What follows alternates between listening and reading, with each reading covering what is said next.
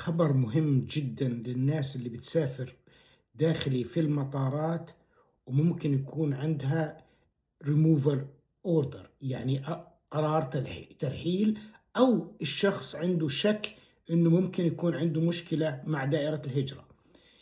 نيويورك تايمز بثت وحكت إنه التي اس اي اللي هي الناس اللي بفتشوك بالمطارات صارت تشارك المعلومات المسافرين قبل السفر تقريبا بأسبوع، وتبعثهم لدائرة الهجرة، ودائرة الهجرة تعمل رن على الديتابيس تبعها. وبالتالي إذا عندك ريموفال اوردر بيكونوا بيستنوك يا وانت مسافر يا وانت جاي.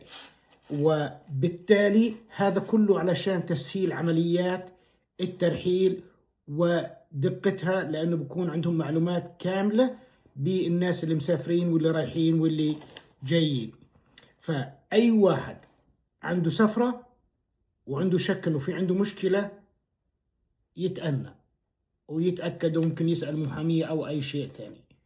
شكرا لكم. بليز شير ات، بليز شير ات، بليز شير ات لكل شخص ممكن يكون عنده هاي القضية مهمة له.